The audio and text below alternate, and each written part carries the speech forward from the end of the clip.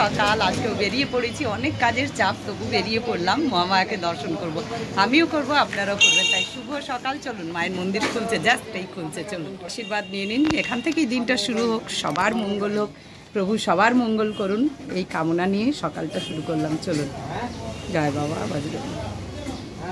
আর দেখুন বৃষ্টি মনে হচ্ছে আসবে। এই যে প্রচুর জামা কাপড় ছাদের উপর আছে, কিন্তু জানি না, মায়ের ভরসায় বেরিয়ে গেলাম, ভিজে গেলে একবারে সব ভিজে যাবে।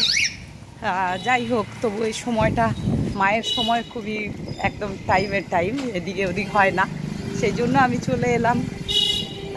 এটাই আপনাদেরকে দেখাচ্ছি। আর আজকে সকালের অবস্থাটা এখানে দেখাচ্ছি, কি রাস্তাঘাট কেমন কি, এইসবই আপনাদেরকে যেমন প্রত্যেক দিন দেখাই, আজকেও দেখাচ্ছি। আর তার মধ্যে মহামায়ার মন্দির খুলেই গেল। আর চলুন, আমার সঙ্গে থাকুন।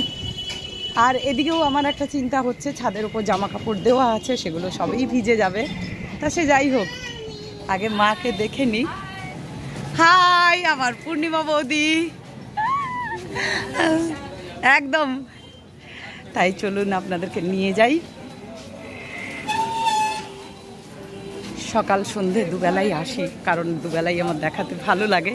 হয়তো মহামায়ার সাথে এগুলো দেখানোর কোনো ব্যাপার নেই, কিন্তু আবারও আছে কেমন ভিড়, কেমন মানুষজন আসছে, কেমন কি, এগুলো এই জন্যই দেখানো। আর চলুন, জাস্ট এই শুরু হচ্ছে, এখনও ঢাকের কাঠি পড়েনি, এইবারে পড়বে। সেই দৃশ্যটা আপনাদেরকে দেখাবো।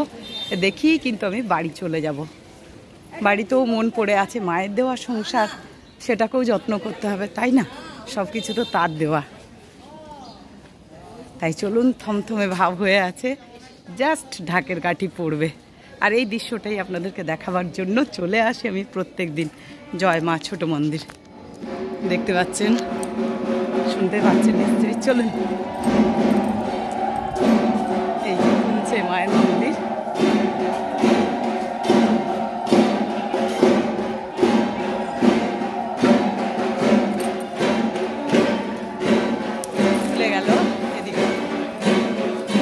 খুলে গেল মন্দির, যা।